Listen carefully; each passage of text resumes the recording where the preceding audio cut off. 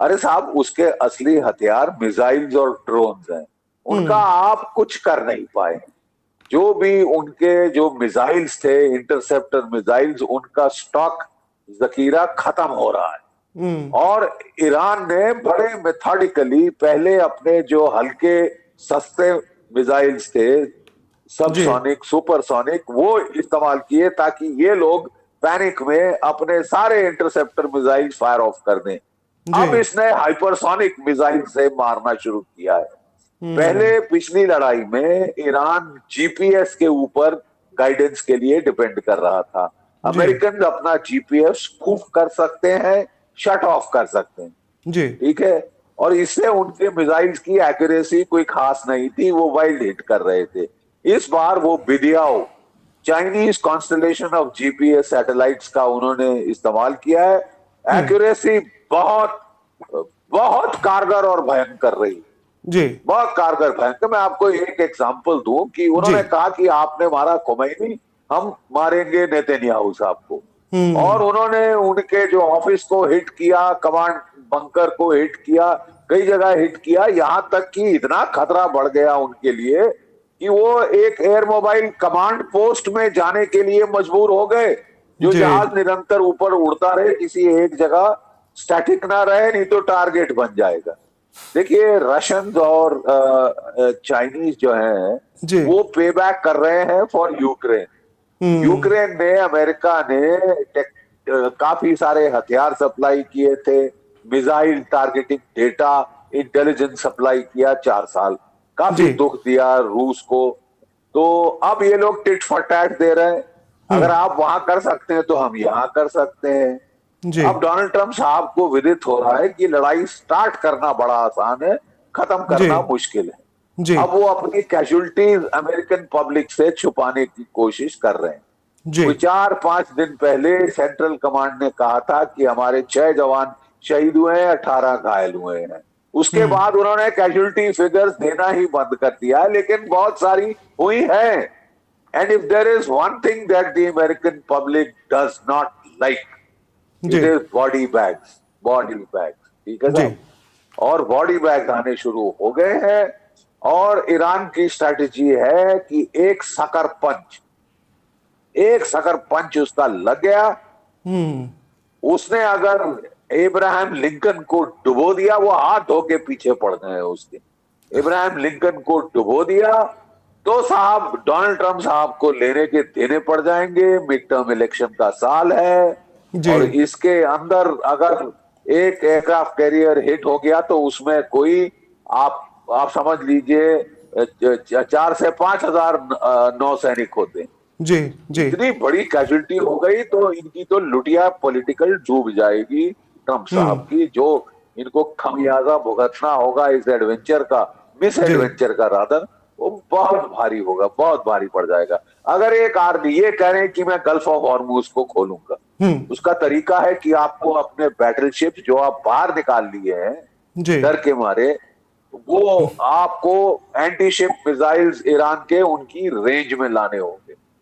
और हम्म। 2-3 जहाज डूब गए। आर्ले बर्के क्लास डिस्ट्रॉयर में भी 250 से 300 सेलर होते हैं। जी। जी। फिर आप छुपा भी नहीं पाएंगे ये जो बॉडी बैग। हाँ, और जैसा कि। ये डोनाल्ड ट्रंप कह रहे थे कि मैं तो बड़ा इंटेलिजेंट हूं, मेरे साथ मेरे पहले अमेरिकन प्रेसिडेंट बेवकूफ थे, गधे थे, उन्होंने ईरान को कुछ नहीं किया, हाँ। हाँ। उन्होंने लंबी प्रोट्रैक्टेड वॉर्स लड़ी, मैं कितना चतुर हूं। मैंने तो एक फलसफा ढूंढ दिया है, cheap wars on the cheap, hmm. 1 day war 2 day quick in quick out, Maduro कब्जे में है, मैंने वेनेजुला को हरा दिया, अब ईरान को मैं पीट दूंगा, खत्म कर दूंगा। जी। रेजिम चेंज की बात हो रही थी, जी। वहां खमाइनी का बेटा आ गया, ठीक जी। है। बात हो रही थी नेशन स्टेट डिस्ट्रक्शन की। जी। देखिए साहब, ये पूरी दुनिया के लिए बहुत खतरनाक था। अगर आपका ये रवैया हो जाए हिटलेरियन कि जी। मैं किसी भी देश को तबाह कर दूंगा, खासकर अगर थर्ड वर्ल्ड कंट्री है, हम्म। मैं डिस्ट्रॉय कर दूंगा, not only regime change, destroy nation state destruction, टुकड़े टुकड़े कर दूंगा। अब हम्म। साहब, ईरान एक 6,000 साल पुरानी सभ्यता है। ये गल्फ स्टेट जैसे वो कॉलोनियल काल में बनाए देश नहीं है। जी लॉन्ग स्टैंडिंग 6,000 साल की सभ्यता है, टेनेशियस फाइटर्स हैं, इसमें कोई शक नहीं। जी The Shias are known to fight losing battles, but with a tenacity that is unbelievable. 8 साल लड़ गए थे वो सद्दाम हुसैन से, 1 मिलियन उनकी लोग आवाम मारा गया था, बट जी। उन्होंने उफ नहीं करी थी और सद्दाम हुसैन के नाकों चने चबा दिए थे साहब। हम्म। ठीक है, अब जी यही हम देख रहे हैं अमेरिका और इजराइल का हाल होते हुए। शेर जी। की तरह दहाड़ते हुए थे, वो कहते ना कहीं चूहों की तरह न निकलना पड़े, एक क्योंकि इतना ज्यादा। हाँ, यस एक एक बहुत यस। इंपॉर्टेंट चीज कल हुई sir. Ali Larijani IRGC chief, उन्होंने बोला ट्रंप ने जो धमकी दी कि वॉर तो हम कभी भी खत्म कर सकते हैं, एक दिन में चाहे तो एक दिन में, अभी हम बस इसको लंबा खींच रहे हैं, बहुत आगे चल रहे हैं हम अपने स्ट्रैटेजी से। फिर अली लारिजानी उन्होंने बोला कि ये गलती आप ना करें, या इस तरह का बोले भी नहीं कि आप ईरान को एलिमिनेट कर देंगे, क्योंकि हम आपको अमेरिका में ही मार डालेंगे, वी विल एलिमिनेट यू। और ट्रंप ने उसी बस 8 घंटे पहले ये बोला था। एक रिपोर्टर ने उससे सवाल पूछा था ट्रंप से कि आपको लगता है कि स्लीपर सेल अब काफी एक्टिव हो गए होंगे ईरान में, और ट्रंप ने यहां तक बोल दिया कि जो उनको मारने की कोशिश हुई थी कैंपेन के दौरान, वो हो सकता है कि ईरान के ही किसी लोगों ने या स्लीपर सेल ने ये अरेंजमेंट किया था उनको मारने का। तो ईरान मार सकता है क्या ट्रंप को? ये वॉर को खत्म करने के लिए ट्रंप को ही सीधे निशाना बना दे यूएस में, ऐसी पॉसिबिलिटी, या स्लीपर सेल्स इतने ताकतवर हो सकते हैं यूएस में सर ईरान के? अभी तक तो उतनी ताकत नहीं देखी, but yes they are capable. Shia diaspora काफी है वहां पे। इसी खमैनी को मारना मतलब जो कैथोलिक पोप है उसको मार डालना। As far as the Shias are concerned, वो उनका पोप है। द जी biggest mistake they made was killing Khamenei on day 1। वो तो नाच कूद रहे थे, भगड़े कर रहे थे कि मार डाला, खत्म, खलास, अब सरेंडर करो, मेरे पांव चूमो, जूते चाटो, जूते की मट्टी अपनी जीभ से साफ करो, बगैर बक। जी ऐसी अभद्र भाषा एक तो शोभा नहीं देती इतने ऊंचे रैंक को। जी ठीक है साहब। जी और ये इनको एक मीडिया डिजास्टर हो गया है। मीडिया डिजास्टर आप छोड़ दीजिए, पूरी दुनिया के लिए आपने ग्लोबल इकोनॉमिक डिजास्टर कर दिया है। जो भी पोस्ट कोविड रिकवरी शुरू हो गई थी, जी आपने उसका खात्मा कर दिया है।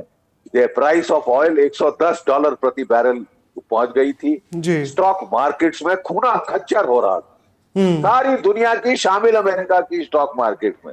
तब डोनाल्ड ट्रंप ने बोला, अरे बाप रे, ये तो भारी नुकसान हो रहा है इकोनॉमी का, मेरी भी। तो जी उन्होंने एक अपनी चहेती वो बुला के रिपोर्टर को बोला कि ये लड़ाई मैं 2 दिन में बंद कर रहा हूं। स्टॉक लेकिन मार्केट्स में जो ब्लड बाथ था वो रुक गया। जी और अब ईरान ने अगले दिन बोल दिया कि साहब हम तो नहीं खत्म कर रहे हैं, आपने लड़ाई शुरू करी है, खत्म हम कर रही थी। ठीक है ना। जी तो जी ये तो बहुत रेपुटेशनल लॉस होगा अमेरिका का। जितने दिन लड़ाई लंबी चलेगी लॉस होगा। एक सिंपल मैंने बोला था जी मैथमेटिकल इक्वेशन है, एक मैथमेटिकल मिसाइल इक्वेशन। जी कितने इंटरसेप्टर मिसाइल्स हैं इजराइल के पास, अमेरिका के पास, और कितने अटैकिंग मिसाइल्स हैं ईरान के पास। जी ठीक है। जो अमेरिका का प्रोडक्शन रेट है पेट्रियट्स का, वो है 650 मिसाइल पर ईयर। ठीक है। जी और जो अमेरिका का थर्ड का प्रोडक्शन रेट है वो 200 मिसाइल पर ईयर है। महीने के तौर पे ले तो ईरान 100 अटैकिंग मिसाइल्स प्रोड्यूस करता है पर महीना, जी और अमेरिका कोई 6 से 7 इंटरसेप्टर मिसाइल्स प्रोड्यूस करता है। You see that gap. जी जी और इसका मतलब इस वक्त पहले अंदाज था कि कोई 3,000 मिसाइल हैं ईरान के पास। जी उसने मिसाइल कोई 5,000 के ऊपर ही लग रहे हैं, शायद ज्यादा भी हो सकते हैं। प्रोडक्शन खुद करता है, बाहर से नहीं आते, जी अंडरग्राउंड फैक्ट्रीज में करता है। और रोज जो हमारे अमेरिका के जो chairman joint chiefs of staff हैं कि जी हमने तो 96% खत्म कर दिए, ये कर दिए, वो वियतनाम के टाइम भी हमने ऐसे बड़े बड़े एग्जैजरेटेड क्लेम सुने थे। और हम सब जानते हैं वियतनाम में हुआ क्या था। इतने साल लड़ने के बाद 50,000 बॉडी बैग्स के बाद रिचर्ड निक्सन साहब की प्रेसिडेंसी स्वाहा हो गई। जी ठीक है, इराक में आप लड़े गए थे, बड़े डंका पीटते, मार डाला, थर्ड वर्ल्ड कंट्री कैसी कैसी कर दी। अब कॉलोनियलिज्म का युग आ गया है फिर से। अमेरिका बिगेस्ट कॉलोनियल पावर बनेगा, कॉलोनीज बनाएगा, वगैरह वगैरह। 8 साल $4 ट्रिलियन खर्चे हुए, जी 4,000 के ऊपर बॉडी बैग्स आए, बस हो गई। जी अफगानिस्तान में 20 साल लड़े, वहां तो टेक्नोलॉजी और भी इल्ले थी, जी तो जी वो भी जी लड़ गए साहब एसिमेट्रिक लड़ाई। आप प्लीज समझिए that one of the greatest factors which is intangible despite all technological superiority is will. और अगर आप टेरेन का ठीक इस्तेमाल करें, आपके पास विल टू फाइट है, टेनासिटी है, moral, will power, national will है। जी जी नेशनल विल वीकेस्ट इस वक्त अमेरिका में, जी वो नहीं लड़ना चाहते। 80% लोगों ने सर्वे में बोल दिया था we don't want this war. Normally जब वॉर स्टार्ट होती है तो थोड़ा पेट्रियोटिज्म का सर्ज आता है, वो भी नहीं। हमको देखा अमेरिका में और जी इजराइल में भी अब लोग परेशान हो गए, जी परेशान हो गए क्योंकि आप रोक नहीं पा रहे। द आयरन डोम का उन्होंने भी स्टडी कर लिया है and they have found the right answers, okay technological answers. Khurram शहर 4 सॉलिड फ्यूल, जी हाइपरसोनिक, फतेह 2 हाइपरसोनिक, और फ्रैगमेंटेशन वॉरहेड। एक मिसाइल आता है और अगर वो पैराबोलिक ट्रेजेक्टरी में आता है तो आप उसको रोक सकते हैं, जी पेट्रियट से, थार्ड से, एरो से, डेविड स्लिंग वगैरह। जी लेकिन अगर वो कोर्स चेंज कर रहा है तो आप उसको रोक नहीं सकते।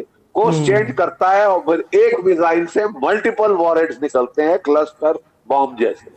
जी जो जी नुकसान इजराइल में हो रहा है वो दुनिया को दिख रहा है साहब। जी लेकिन प्रोपेगेंडा वॉर, इंफॉर्मेशन वॉर, आप जितनी भी जीत जाएं टीवी के ऊपर, ग्राउंड पे आप पिट रहे हैं और पूरी दुनिया आपको पिटते देख रही है। आप जितना भी मर्जी ईरान को मार लें, जी और आप मार रहे हैं, अच्छी तरह मार रहे हैं, बिकॉज आपके पास एयर सुपीरियोरिटी है। वो एयर सुपीरियोरिटी भी अंत होने जा रही है क्योंकि कल हमने खबर देखी थी कि जी पुतिन ने S-500 missiles with technicians, with operator Iran को दे दिए। जी जी अगर जी ये है तो ये जो आपका फ्री रन था, जब चाहे मारे, जितना चाहे मारे, सिविलियन मारे, है। We never heard the end of Ukraine में, बूचा बूचा बूचा, जी 34 सिविलियन मार डाले। कैसे कमीने हैं, कैसे कुत्ते हैं, ये है वो है। इंटरनेशनल क्रिमिनल कोर्ट में करार कर दिया जी पुतिन को क्रिमिनल की, उसने 34 सिविलियन मार डाले हैं। आपने तो कोई 300 सर बच्चियां मार डाली है साहब जी स्कूलों में। जी जी तो वो किस खाते में आता है? मतलब आप जो करें वो जायज। आपके उसमें भी दुश्मन वो तो कॉकरोचेज हैं, कीड़े हैं, मकौड़े हैं, वो तो थर्ड वर्ल्ड के अश्वेत लोग हैं। आप उस व्हाइट सुप्रीमेसिस्ट हो साहब, है, जो मर्जी उसमें मारो वो सब चलता है। उसमें सर एक बड़ा झूठ नहीं बोला, चलता। एक बहुत बड़ा ट्रंप ने झूठ बोला कि टोमाहॉक मिसाइल का इस्तेमाल हुआ वो बच्चियों के स्कूल को गिराने के लिए। और ट्रंप ने ये यहां तक बोल दिया कि ईरान के पास टोमाहॉक है, जबकि ये केवल यूएस, ऑस्ट्रेलिया और यूके के पास है। तो ये खुलेआम इतना बड़ा, मतलब आप राष्ट्रपति हो यूएस के, लेकिन आप खुलेआम झूठ बोल दे रहे हो कि टोमाहॉक है ईरान के पास। तो ये सब अब बहुत नॉर्मल हो गया है क्या सारे नेताओं के बीच ये झूठ बोलना? ये सारी चीजें इतनी नॉर्मल हो गई। हम पहले जब बच्चे थे देखते थे तो एक रिस्पेक्ट होती थी चीजों की, लेकिन वो लगता है कि जैसे अब खत्म सा होता जा रहा है नेताओं के बीच। देखिए साहब, रिस्पेक्ट तो क्या बोले अब आप, मैं ज्यादा मुंह नहीं खोलना चाहता, लेकिन बात बड़ी नहीं सर सीधी है प्लीज बोलिए, लोग तो कि चाहते हैं आप खुल आपकी के बोले। गरिमा, आपकी आपकी गरिमा आप डाउन कर रहे हैं। जी 24 घंटे टीवी पे ये रहना चाहते हैं। जो ब्रीफिंग्स इनके अपने मिलिट्री स्टाफ, पेंटागन, CIA इनको देता है, वो ये सुनना नहीं चाहते और कह रहे हैं कि 7 प्रेसिडेंट्स के में हिम्मत नहीं थी ईरान पे हमला करने के लिए। जी क्योंकि साहब वो अपने एडवाइजर्स, अपने पढ़े लिखे लोगों की परामर्श को ध्यान से सुनते थे जी और फिर फैसले लेते थे। वो जानते थे ईरान पे हमला कर देना आसान है, कॉन्सिक्वेंसेस बहुत होंगी ग्लोबल इकोनॉमी के लिए, अमेरिकन इकोनॉमी के लिए। ठीक है साहब, बॉडी बैग्स होंगे, ऐसी कॉन्सिक्वेंसेस होगी जो कि अमेरिका की जनता को बिल्कुल नहीं पसंद, जी। बिल्कुल नहीं पसंद। मिड टर्म इलेक्शन का साल है, तो घोड़े पे चढ़ के आपने सोचा कि मैंने वेनेजुला को हरा दिया है। अरे साहब, वो बेचारे सीधे साधे लोग हैं, वो ज्यादातर तो Miss World, Miss Universe competition जीतते हैं। They are not fighter. जी। लेकिन जी। उनको भी आप मजबूर करके फाइटर्स बना देंगे, आप देखते जाइए। अभी तो तेल निकला नहीं ना, आपने केवल मदुरो और उसकी पत्नी को पकड़ा है। जी। वहां भी गुरिल्ला तैयार है, तेल निकालने के लिए बूट्स ऑन द ग्राउंड डालने पड़ेंगे, जी। अपनी कंपनी के लोग भेजने पड़ेंगे। और उन्होंने मारने शुरू कर दिया तो तुम कहां जाओगे साहब? यू नो, देखिए मैं फिर कहता हूं, मैं एक लड़ाई नहीं साहब, 5 बार मैं मैदान जंग में गया हूं, जान जोखिम में डाली है। कोई जी। भी प्रोफेशनल सिपाही लड़ाई आसानी से शुरू नहीं करता, और शुरू करता है तो भगवान का नाम लेके मत्था टेक के।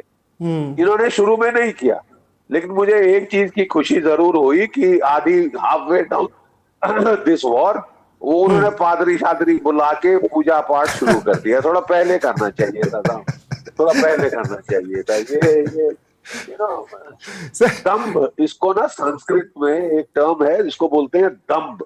जी। कि मतलब विद एरोगेंस सिर इतना भारी हो जाए कि आप सीधे खड़े ना हो सके। बाइबल खोल के पढ़ लो यार, प्राइड गोएथ बिफोर अ फॉल। और देखिए, मैं एक चीज जरूर कहना चाहता जी। हूं कि this is a defining battle of the 21st century. It will define क्या दुनिया वापस एक यूनिपोलर पावर का सेटअप देखेगी, या it will be establish a fully multipolar world. जी। जी। Iran is fighting for a multipolar world order. Iran is a member of the BRICS. India is a president of the BRICS this year. जो दुनिया के अश्वेत लोग हैं, we can't have, America trying to treat them like dirt. जी। आप क्या करेंगे? Will you start the African slave trade again? पगला गए हैं क्या आप? जी। और प्रेसिडेंट भी यही दादागिरी कर रहे थे अमेरिका के, बट एटलीस्ट वो उन्होंने क्लोक करते थे in humanitarian terms, in freedom terms, democracy, ये वो।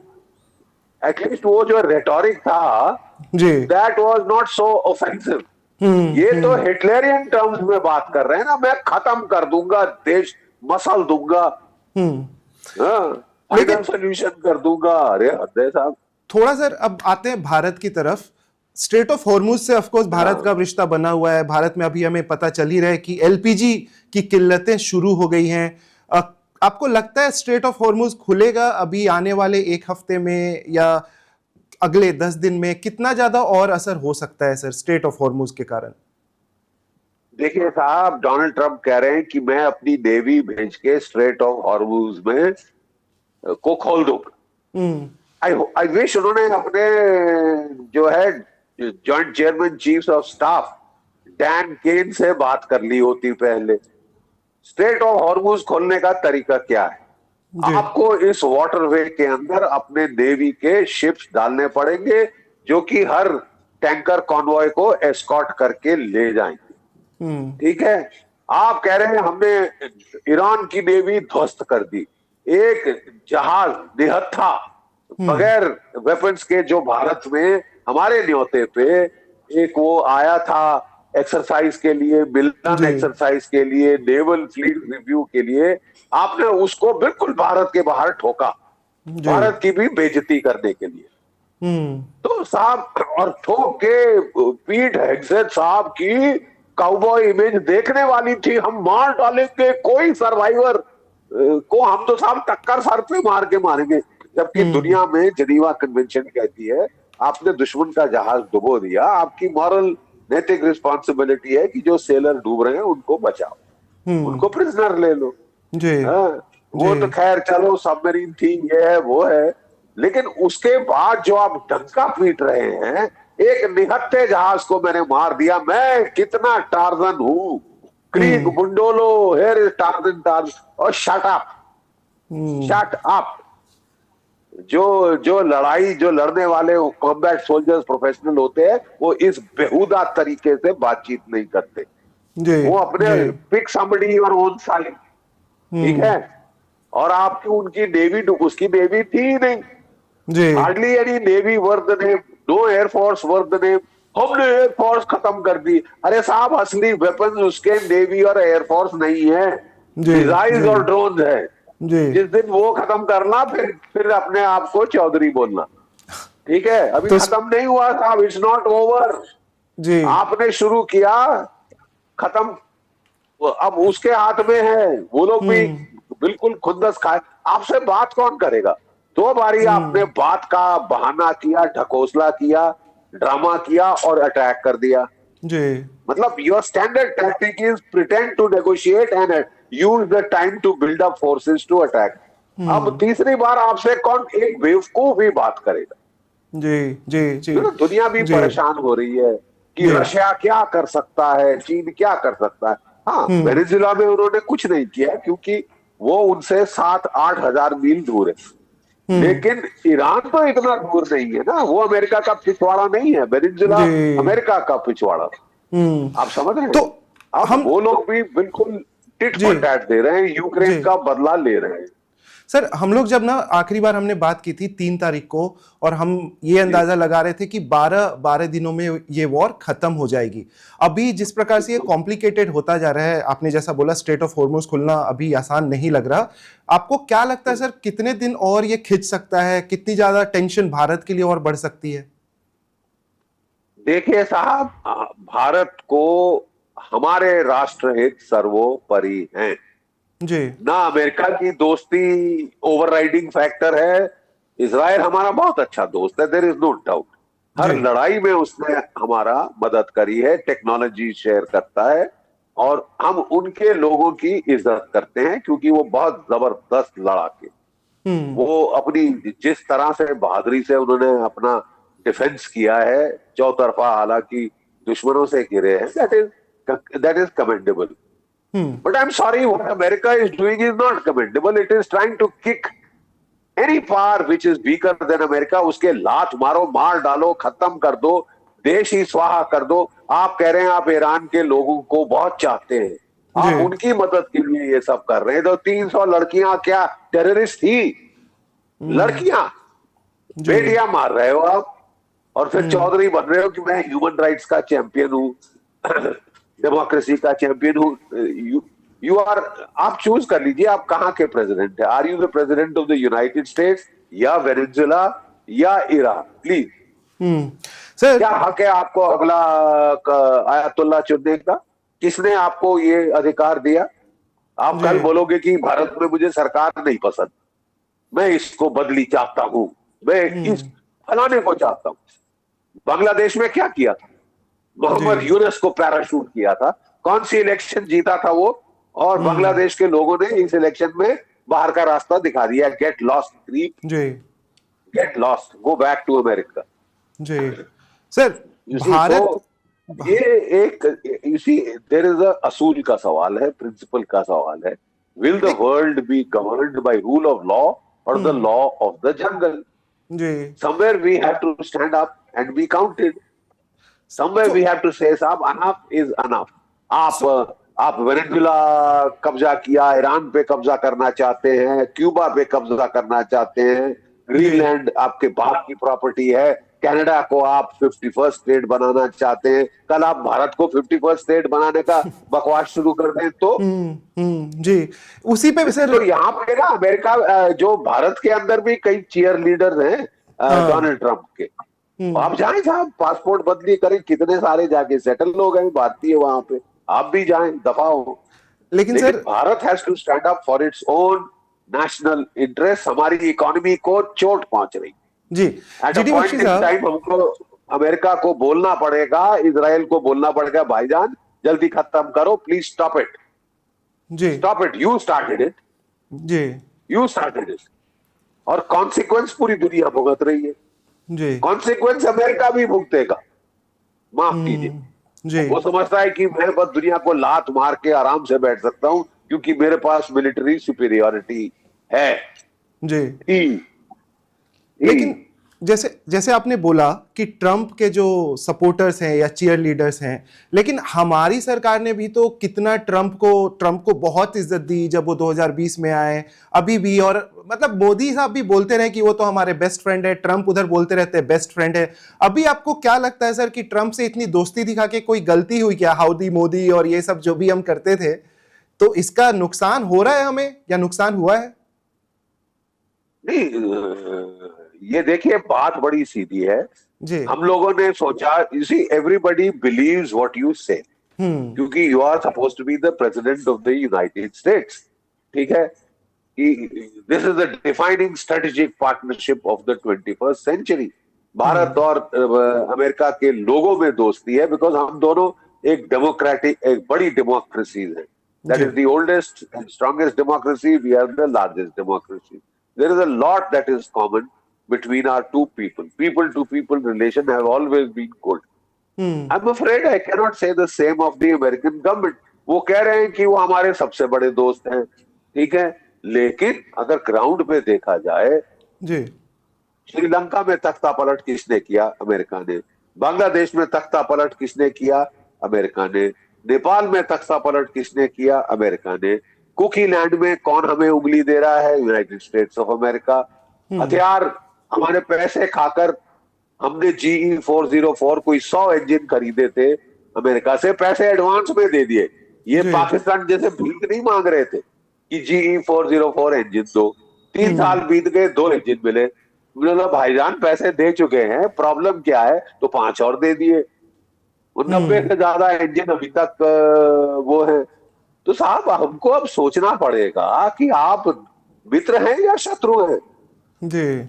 मुंह में राम राम, बगल में छुरी दिखाई दे रही है साहब। अभी तक माफ कीजिए, फिर भी हमने कोशिश करी, क्योंकि हमारे हित में है कि अगर रिश्ते अच्छे रहे। क्यों? मैं आपको बता दूं, सीधी बात क्या है।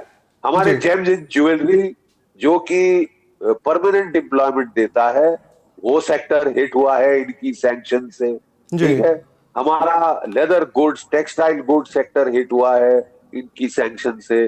फिशरीज हिट हुई है इनकी सैंक्शन से। 50% सैंक्शन हम पे लगाई, highest tariff in the world. फिर आप कहते हो साहब आप हमारे दोस्त हो। भारत ने फिर भी कोशिश की है, क्योंकि हमारा फर्ज था कि यार हो सके तो ठीक कर ले। पीपल टू पीपल रिलेशनशिप हमेशा अच्छी रही है। 30% नासा के साइंटिस्ट भारतीय हैं। 30% सिलिकॉन वैली में टॉप ऑन्चोस भारतीय हैं। इनके बेस्ट डॉक्टर्स भारतीय हैं। इतना हमने इनके लिए किया है। बट ये तो साहब थैंकलेस तो आप छोड़ दीजिए, ये तो उल्टे बांस बरेली को इन्होंने तो, ये तो मैं तो समझता हूं कि अब तक शत्रुबोध हो जाना चाहिए। जी। अगर आप भी नहीं मानते जी, तो शत्रुबोध हो जाना चाहिए। तो आपको लगता है, कह रहे हैं जो आपको लगता है सर सरकार को, देखिए आप भी सरकार को शत्रुबोध हुआ है कि नहीं अभी? ये बहुत बड़ा सवाल है सर। नहीं, लेकिन एक चीज मैं ये भी बोल दूं, so far our government has handled him well. हम इनके जैसे चीखना चिल्लाना नहीं शुरू किया था। चीखना चिल्लाना नहीं शुरू किया था। We had handled them pretty well. और अब जो है आपने देख लिया कि हमारे फॉरेन सेक्रेटरी गए और वो जो शोक दैट कंडोलेंस बुक साइन करी ईरानियन एम्बेसी में। जो ईरान के डिप्टी फॉरेन मिनिस्टर भारत में आए, वो रायसाना डायलॉग के लिए हमारे फॉरेन मिनिस्टर से मिले हैं। मैं सिर्फ एक चीज कहूंगा कि इस वक्त Bharat is the best place to stop this nonsense, to get peace and tranquillity back. हमारे इजराइल से बहुत अच्छे रिश्ते हैं, हमारे ईरान से अच्छे रिश्ते हैं। मैं कह रहा था पिछली बार कि अगर आप pattern, you see how do you make national security forecast? Basic job of a military professional is to make a national security forecast. वो किस बुनियाद पे की जाती है? Pattern modeling. What is the pattern of the last few years? That patterns tend to persist and repeat themselves. ठीक है, तो जो पैटर्न है पिछले साल का मैंने आपको बताया था, 12 दिन चली, दोनों साइड की जीप बाहर आ गई। इस बार ज्यादा तैयारी से लड़ रहे हैं तो 12 से 14-15 दिन हो जाएगी, लेकिन जीप दोनों की बाहर आ गई है। आ गई है। ये ईरान केवल खुंदस में है, इसलिए वो कह रहा है कि नहीं, लेकिन बियॉन्ड अ पॉइंट, क्या चीन के हित में है कि ये लड़ाई चलती रहे? क्या रूस के हित में है कि लड़ाई चलती रहे? क्या दुनिया के हित में है कि हम रिसेशन में जाएं, डिप्रेशन में जी जाएं, इकोनॉमिक? क्या भारत के हित में है कि हम हमारे लोगों को 60 रुपए प्रति गैस सिलेंडर देना पड़े एक्स्ट्रा? ये तो शुरुआत है। कब तक भारत के पेट के लोगों के पेट पे भी लात लगेगी? किसी के हित में नहीं है। और अगर मोदी जी बोले तो मुझे लगता है कि शायद ये लोगों को भी ऑफ रैंप चाहिए, ये जी सुन लेंगे। Sir. Modi ji will return a good turn to Donald Trump. Donald Trump ने क्लेम किया था कि मैंने भारत पाकिस्तान का युद्ध रुकवा दिया। जी वो तो डायरेक्ट बातचीत से रुका था, लेकिन वो नोबेल प्राइज क्लेम कर रहे थे। But now I think the time has come for हमारे प्राइम मिनिस्टर मोदी ये रिटर्न कर दें कॉम्प्लीमेंट। जी ये और वो सीधे ट्वीट करें, वो सीधे ट्वीट करें कि वॉर रुकवा दी है। यूएई ने भी ये रिक्वेस्ट किया और उन्होंने ये बोला कि नरेंद्र मोदी अगर कॉल करें तो वो चाहें तो एक दिन में इस वॉर को रुकवा सकते हैं। आपको क्या लगता है सर, थोड़ा सा भी वो खुद भी कैलकुलेट कर रहे हैं, ऐसा हो सकता है नियर फ्यूचर में, या अगर नहीं कर रहे तो क्यों नहीं कर रहे? नहीं, देखिए, आप when you give a call for peace, जी आपकी भी आप भी अपना प्रेस्टीज ऑन द लाइन लगाते हैं। तो कॉल फॉर पीस नॉर्मली ऐसे टाइम पे की जाती है जब साइकोलॉजिकली दोनों जो कॉम्बैटेंट्स हैं उनकी बस हो गई है और वो शांति ऑफ रैंप ढूंढ रहे हैं। जी तब आप करें तो आपके पीस इनिशिएटिव की माने जाने की संभावना ज्यादा हो जाती है। मुझे लगता है कि हमारी सरकार इसी साइकोलॉजिकल मूवमेंट को ढूंढ रही है और जी वो आने ही वाला है एनी टाइम नाउ। ठीक है साहब, क्योंकि नुकसान बहुत भीषण हुआ है, जी नुकसान बहुत जबरदस्त हुआ है। दोनों साइड पे नुकसान हुआ है और ये ज्यादा बढ़ता जाएगा। अगर ये रिपोर्ट सही है कि रशिया ने फिफ्थ अपने सैम 500 जो है वहां पे S-500, जी भारत के पास S-400 है ट्रायम्फ। ठीक है, अगर उन्होंने सैम 500 दे दिए हैं कि जो अभी तक फ्री रन था अमेरिका का, इजराइल का, कि जब चाहे जाके ईरान को ठोको, कभी स्कूल गर्ल का, कभी स्कूल लड़कियों का ठोक जी दो, कभी उनका ऑयल भंडार ठोक दो, बंदर अब्बास का पोर्ट ठोक दो, लोगों को मारो। ये जो फ्री जी रन जी बाप का रहा, जैसा हम तो जब चाहे जहां चाहे मारेंगे, जैसे कि कोई पता नहीं शिकार करने जाता है। वो तो साहब जो चौधरी पना वो खत्म हो जाएगा जहां S-500 आ आ गए। गया। हाँ सर। और नुकसान उसके मिसाइल से और ड्रोन से बेतहाशा हो रहा है। ना सिर्फ अमेरिका के बेसिस का, अमेरिका इजराइल के अंदर भीषण नुकसान हो रहा है साहब, जी जबरदस्त नुकसान हो रहा है, बढ़ता जाएगा। और गल्फ स्टेट्स में नुकसान हुआ है साहब, जी पूरी जी Gulf state, Saudi Arabia, Jordan, Kuwait, शुवैत सब शामिल।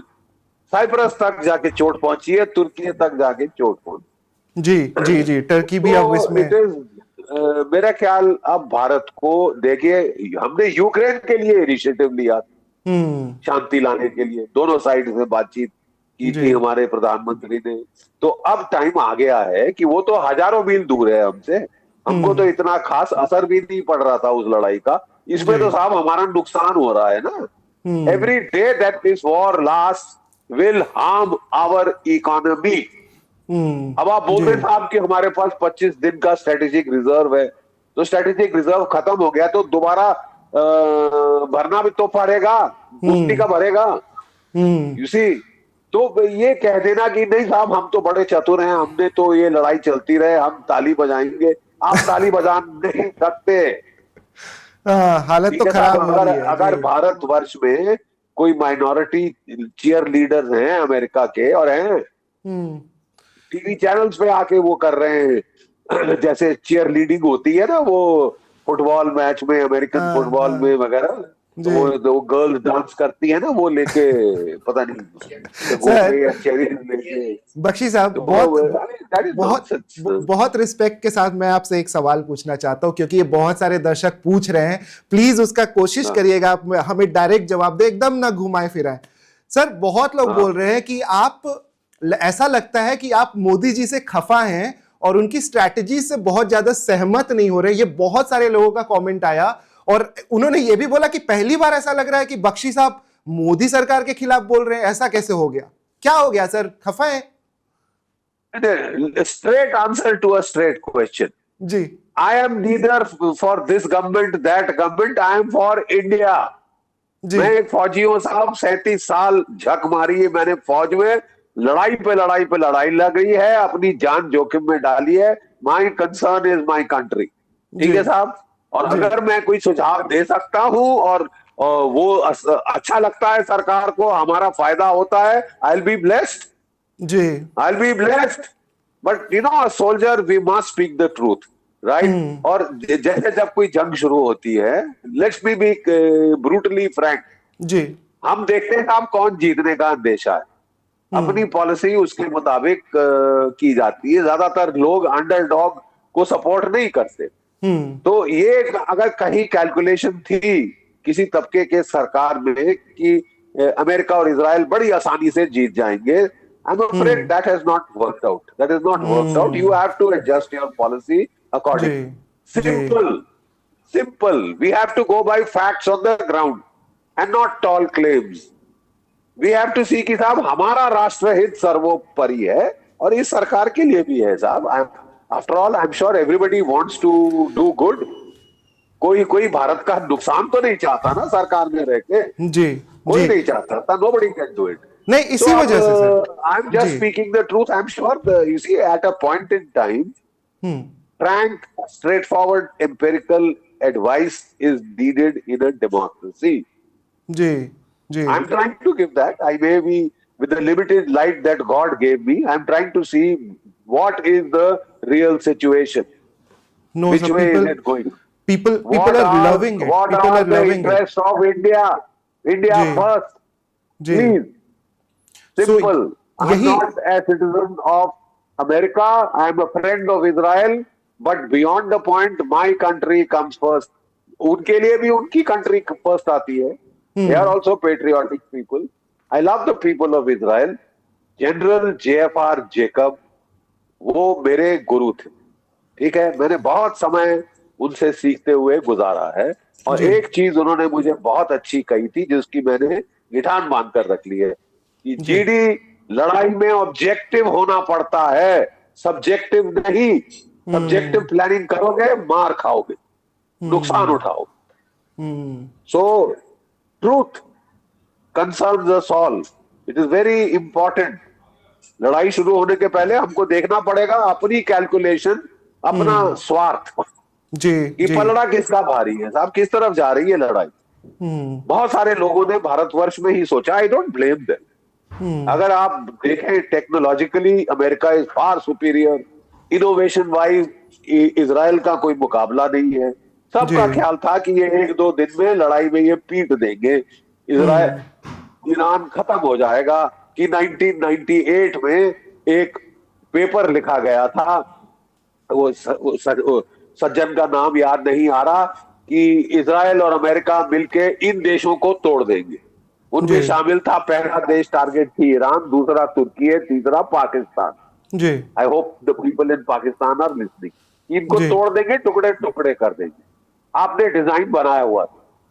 But you see, if that planning is not realistic, then के chairman joint chiefs of staff, जब उसने ब्रीफिंग दी थी डोनाल्ड ट्रंप को, तो उसने कहा था कि सर हाँ, आप आदेश दें, हम लड़ जाएंगे, लेकिन आपको क्लियर होना चाहिए कि हमारा नुकसान हो सकता है, बॉडी बैग्स आ सकते हैं, you will have to take that call, that जी चॉइस। जी ठीक है जी कि आप कह रहे हैं रिजीम चेंज कर दो, रिजीम चेंज मुश्किल है without putting boots on the ground. अरे साहब, हम सारे फौजी यही कह रहे हैं, आपको मैं नहीं कह रहा, जितने बिल्कुल जर्नल इंडिया बिल्कुल में टीवी पे आ रहे हैं यही कह जी रहे हैं जी कि हम लोगों ने भी कोई झक नहीं मारी है ना साहब फौज में, धूप में बाल सफेद नहीं किए हैं। डोनाल्ड ट्रंप साहब ने तो मिलिट्री प्रोफेशनल एडवाइस नहीं सुनी है। ठीक है, इसलिए he has gone badly wrong. कि सर 2 दिन में खत्म हो जाएगा, दूसरे दिन ये मेरे तलवे चाट रहे होंगे। कोई तलवा नहीं चाट रहा साहब, they have the will to fight. जी वो will to fight highest Iran में है, जी टेनेशियस लोग हैं साहब। अगर 8 साल लड़ सकते थे सदाम हुसैन से, तो आपसे भी वो 2-3 साल तो लड़ ही लेंगे साहब, ऐसी कोई बड़ी बात नहीं है। Larijani, who is the secretary of the national security council of Iran, जी उसने स्टेटमेंट दी थी कुछ दिन पहले कि America is talking of fighting for 4 to 5 week, हम प्लान कर रहे हैं 4 to 5 मंथ। जी। ठीक है, तो डेटरेंस ये उन्होंने ये भी तो लंबा एस्टैब्लिश कर दी है ना साहब। तो वो तभी जाएगी अगर वो लंबा खींचे। America does not like long war. हम्म क्या बाकियों को समझ नहीं आता? आप क्या समझते कि बाकी लोग बेवकूफ हैं, बेअकल हैं, अंधे हैं, उनको दिखता नहीं है? तो आप कैसी लड़ाई लड़ते हो? उसका तोड़ निकाला जा सकता जी जी है। तो आपने एक लीडरशिप डीकैपिटेशन स्ट्राइक्स करी, जी ईरान ने तोड़ निकाल के दिखा दिया। हम्म डिसेंट्रलाइज कमांड एंड कंट्रोल हम्म। लेने के देने पड़ गए हैं साहब। जो लड़ाई आप दूसरे दिन खत्म हो गई, मार डाला मार डाला। अब मैं क्या कहते हैं, आपने खमेनी की को मार डाला, उसकी बेचारी बुढ़िया वाइफ को मार डाला, उसके बेटे, उसकी बहू, उसकी बेटी मार डाली। क्या बात है साहब, क्या चौधरी हो? देखिए है क्या ये, कोई जंगल राज है? आप डकैत हो क्या? नहीं, जिस घर में जाओ लूट लो, जिस घर में जाओ मार डालो, मर्डर करो, ये तो मर्डर है साहब। जी अब बेचारे जी बुढ़े आदमी को जी मार के आपको क्या मिला है? क्या क्या आपने उल्टा, आपके ये उल्टे बांस बरेली को पड़ गए। उल्टे हम्म। बांस बरेली। अगर the whole world gets on to this jungle raj, तो फिर सिविलाइजेशन कहाँ जाएगी साहब? जी जी। सिविलाइजेशन कहाँ जाएगी?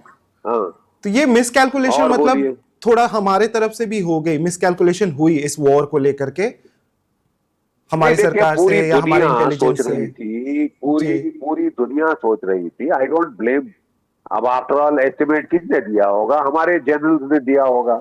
जी पूरी दुनिया अगर मेरे को बुलाया जाए दफ्तर में और बोला जाए कि भाई एमओ डायरेक्टरेट 2 बार नौकरी कर चुका हूं वहां पे चीफ साहब के नीचे, ठीक है, जी जी तो बोला जाए कि हाँ भाई who is likely to win, ये एस्टिमेट दिया जाता है, जी who is likely to win. तो जी अगर if you go purely by force analysis कि इसके पास इतनी ताकत, इसके पास इतनी ताकत, हम ज्यादातर बीन काउंट करते हैं मिलिट्री में। इतने टैंक, इतने एयरक्राफ्ट, इतने बॉम्बर, इतने मिसाइल्स, इतने ड्रोन, ये जी बीन काउंट पे करते हैं। But that by itself is not the whole criteria. जी उसके बाद आपको पैटर्न एनालिसिस, कल्चरल फैक्टर्स भी डालने पड़ते हैं, तो ज्यादातर हम लोग वो भूल जाते हैं। जी सो जी अगर वो फोरकास्ट था, then you must be able to correct yourself. Hmm then you can't go कि साहब मैंने फोरकास्ट बोल दिया, मैंने अपनी इज्जत दांव पे लगा दी इस एस्टिमेट पे, तो अब तो मैं नहीं बदलूंगा, मैं ना मान लू। अरे मैं ना मानू नहीं होता साहब, जो ग्राउंड पे हो रहा है वो देखो ना। बिल्कुल बिल्कुल। तो अभी ग्राउंड पे हो रहा है वो देखो, उसके मुताबिक पॉलिसी एडजस्ट करो। जी look, I am not getting into any morality play, ठीक है? नहीं नहीं, वो मैं आई एम उसी का जस्ट बीइंग जी जी जी factual, objective, empirical, and I am just putting the interest of my country first, always and every time, जैसे हमको सिखाया गया है। जी सर। बहुत कुछ बदलाव हुआ है भारत में और आपको लोग काफी समय से सुनते आ रहे हैं, तो यही इस वजह से लोग सुनना चाहेंगे या ये क्वेश्चंस भी आए कि आपके अगर सुझाव हो इस सरकार को अभी के वक्त। आपने तो एक बोला ही कि हमारी सरकार को आगे बढ़ के इस वॉर को रोकना चाहिए, लेकिन और भी क्या 2-3 चीजें हैं जिससे कि हमारी भी स्थिति थोड़ी सुधर सके, इन द सेंस कि ये जो महंगाई का बहुत बड़ा एक पहाड़ हमारे सामने आ सकता है, इन्फ्लेशन बढ़ सकता है। अभी के समय में सरकार क्या ऐसी चीजें कर सकती है, 2-3 चीजें जो आप सजेस्ट कर सके जो कि हमारे लिए अच्छा हो, हमारे देश के लिए अभी अच्छा हो? देखिए, आई थिंक मेरी रेकनिंग में अभी तक हमने पीस इनिशिएटिव जी कर देना चाहिए था। बहुत भारत की महिमा मंडन होगा अगर भारत पीस इनिशिएटिव करे, और it will work. It is likely to work because ये war cannot continue for ever, जी ठीक है?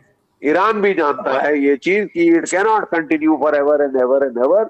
उसका भी नुकसान भीषण हो रहा है, उसका भी नुकसान भीषण हो रहा है, ठीक है? ईरान की भी गलती है एक किस्म से कि भाई उन्होंने क्यों धमकियां दी कि हम ईरान को, सॉरी, इजराइल को तबाह कर दें। तो फिर आपको भी खमियाजा भुगतना पड़ा है ना, उन्होंने भी तो धमकी दी।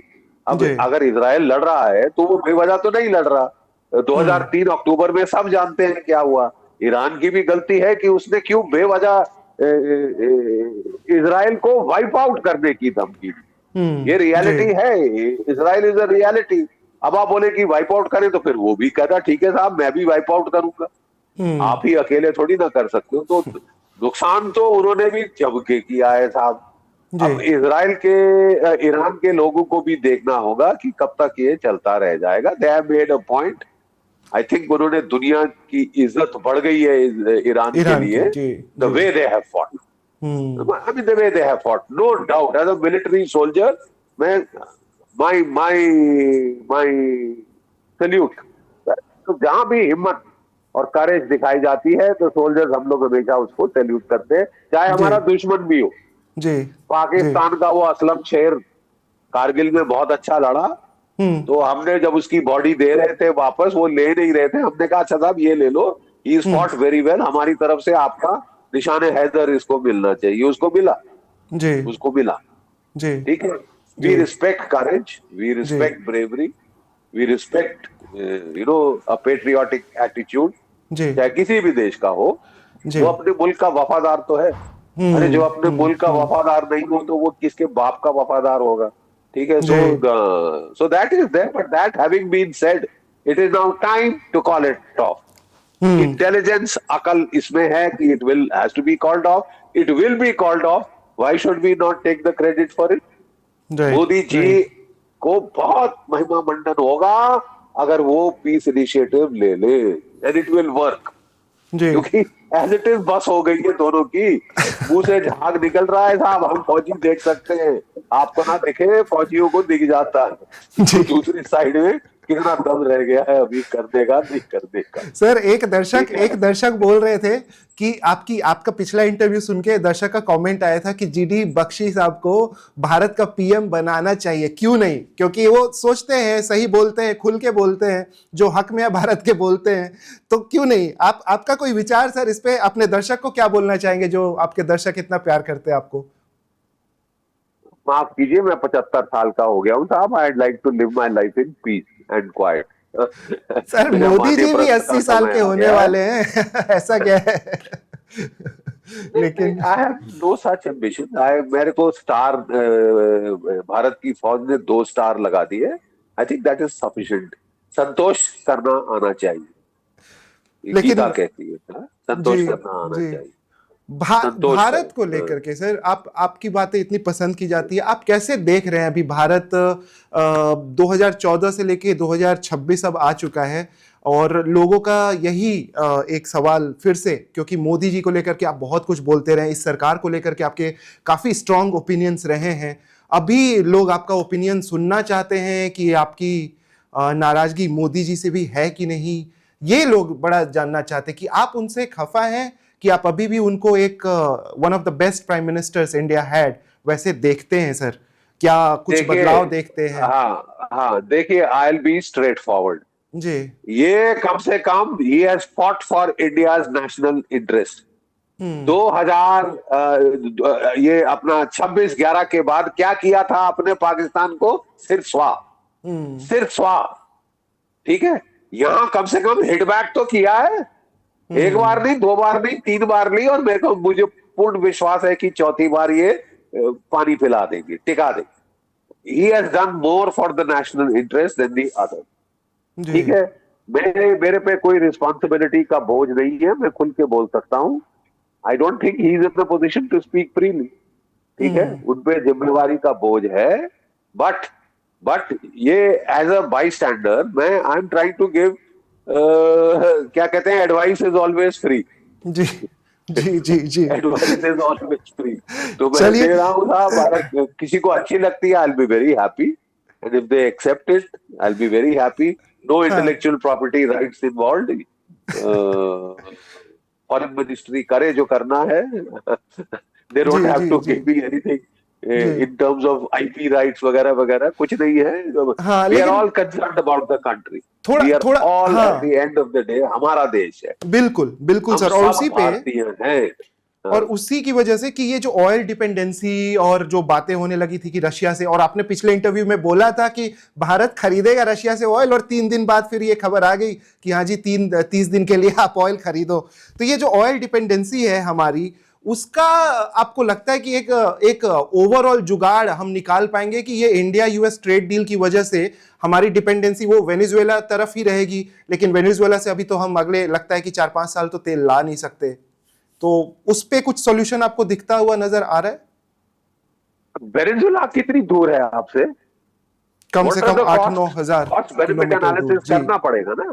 जी। हाँ ठीक है कि वो हमारी रिलायंस वगैरह का फायदा हो जाएगा, वो दे के सार क्रूड को वो लोग रिफाइन कर सकते हैं, जी वो सब ठीक है, but I don't see Venezuelan oil flowing freely for the next 10 years। वहां पे बहुत सारा इंफ्रास्ट्रक्चर डिस्ट्रॉय हो चुका है। और जब रूस is a tried and tested friend, ठीक है जी। साहब, मेरी सर्विस शुरू हुई थी 1971 की जंग से, और तब मैंने देख लिया था कि साहब कैसे रूस ने हमको सपोर्ट दिया। ठीक है साहब, don't leave a tried and trusted friend ever. Don't जी। Leave a tried and tested friend ever. कभी मत छोड़िए उसका साथ। Go by actions, don't go by words. America जी कहता है कि वो defining partnership of the 21st century है। बाइडेन एडमिनिस्ट्रेशन ने भी हमको तंग किया था, ये भी तंग करने पे आमादा है अभी तक। 50% टैरिफ दुनिया का हाईएस्ट है, जी हम पे लगा जी है। जी ये कोई फेवर है? नहीं, तो ये तो साहब आप मुझे मैं तो समझता हूं, आई अंडरस्टैंड कि अमेरिका से शत्रुता भारी पड़ सकती है, आई फुली अंडरस्टैंड। लेकिन हेनरी किसिंजर ने ही कहा था, it is dangerous to be an enemy of America, it is fatal to be a friend.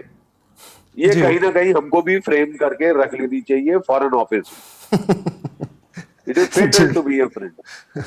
Sir, एक एक थोड़ा सा टेक्निकल क्वेश्चन जाते जाते, बस 5 मिनट और उसके बाद ये इंटरव्यू हम खत्म करेंगे। यूक्रेन सर, जैसे ईरान बहुत सारे शाहेद ड्रोन्स का इस्तेमाल कर रहा है और एकदम पागल कर दिया इजराइल को, क्योंकि एक साथ वो ढेर सारे 100 भेज दे रहा है। अब यूक्रेन ने बोला है कि वो अपने इंटरसेप्टर, शाहेद ड्रोन इंटरसेप्टर्स, जो कि रशिया यूक्रेन वॉर में वो इस्तेमाल कर रहे थे, उसको भेजेंगे और वहां पे लोगों को ट्रेन करेंगे उसको इस्तेमाल करने के लिए। आप किस तरीके से देख रहे हैं? यूक्रेन की एक एंट्री नजर आ रही है, और वो जो साथ देने जा रहे हैं, जो कि खुद एक लुटा हुआ देश है और ये वॉर हारता हुआ नजर आ रहा है। देखिए साहब, अगर आप अपने देश के हितों को प्राथमिकता देने के बजाय फॉरेन पावर्स की हितों को प्राथमिकता दे, तो आपका वो हाल होगा जो यूक्रेन का हुआ है। एक इमारत खड़ी नहीं है साहब, 1 मिलियन 2 मिलियन लोग मारे गए, जी 2 मिलियन आवाम मरा दिए, लाइक नीरो, जैसे कहते हैं ना, नीरो सैंग व्हाइल रोम बर्न्ट। ये गाने गा रहा है, बड़ा खुश हो रहा है कि मुझे अमेरिका बहुत चाहता है, मुझे यूरोप बहुत चाहता है। अबे अपने देशवासियों से पूछ ले, इलेक्शन करा ले तू भी।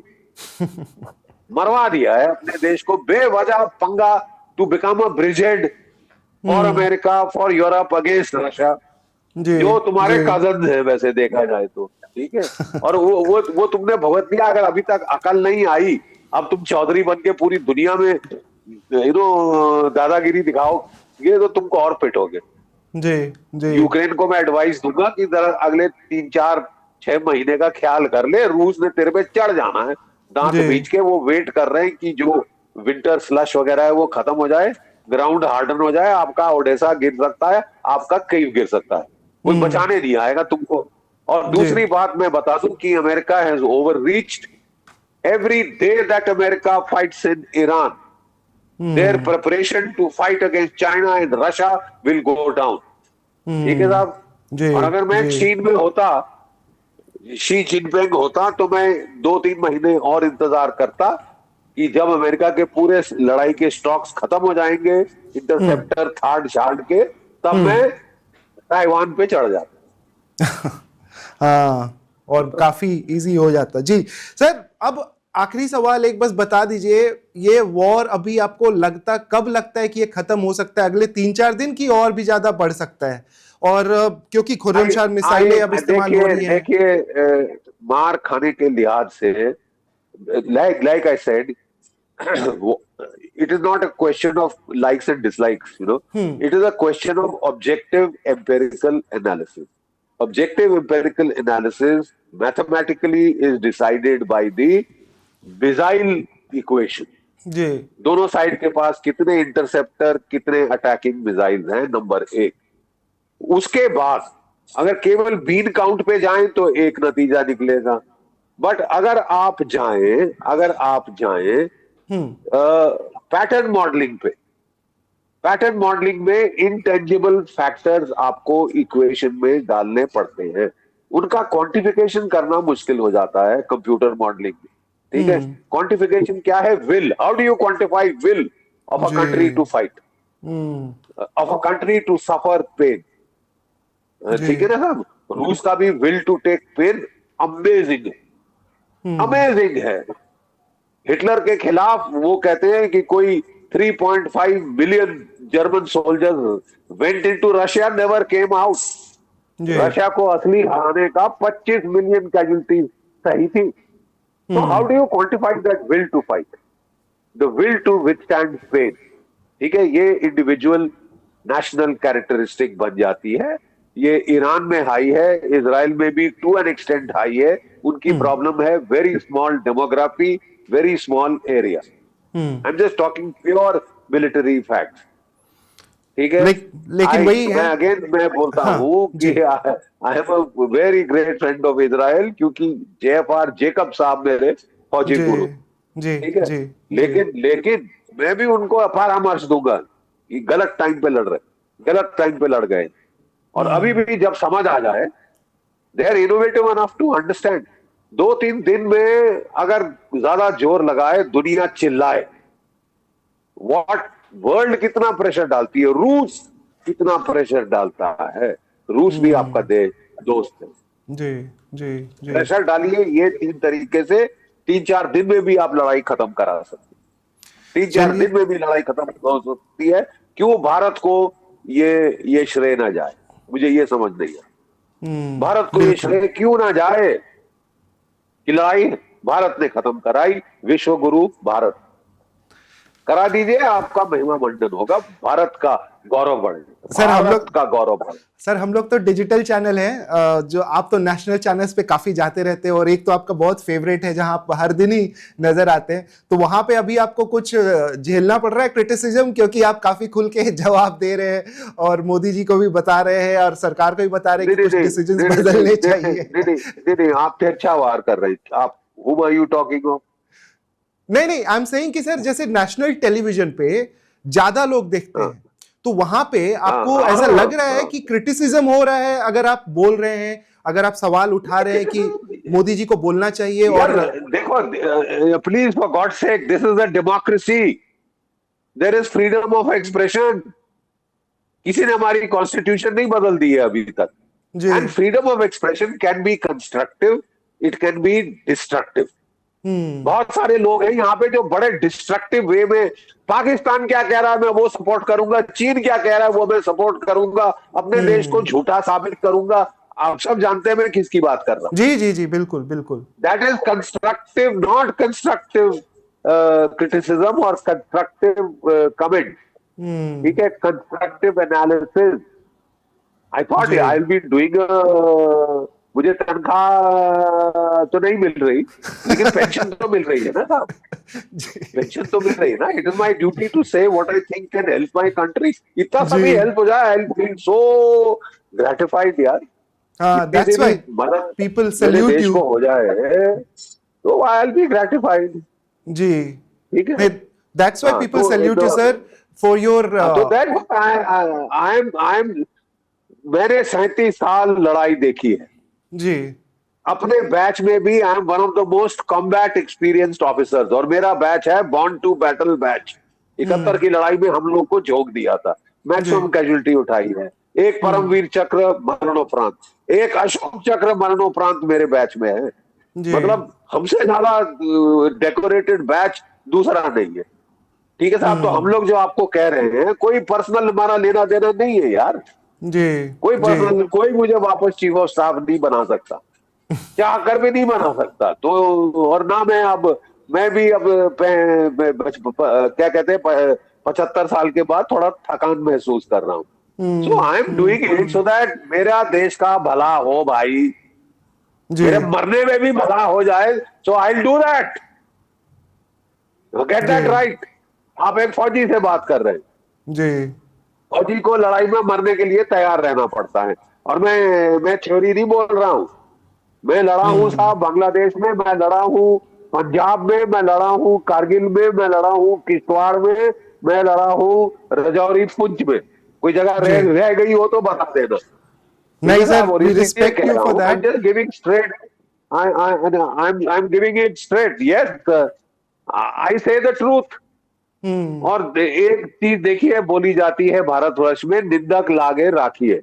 जी ठीक है, हाँ, निंदक लागे राखी, प्रोवाइडिंग उसकी नियत ठीक हो, नियत ठीक होनी जी चाहिए। जी जी नियत should be to help my country, you know. जी नियत इज नॉट कि मैं किसी की टांग खींचूं, ये करूं वो करूं। अच्छा कर रहे हैं हमारे देश के लिए, अभी तक बहुत अच्छा किया है, जी और अच्छा करें, अच्छा करें, जो भी अच्छा करे वो आगे राज करे। भारत की जनता चुनती है, मैं नहीं चुनता ना आप चुनते। बिल्कुल This is a बिल्कुल democracy, the people of India will choose this side, ji and उनमें बहुत अकल है, ये भी आप समझ लें। ग्रेट सर, बहुत अच्छा लगा आपसे बात करके। काफी समय आपने दिया, 1 घंटे का लगभग समय दिया। हम आपके आभारी हैं सर कि आपने सुबह सुबह हमें वक्त दिया।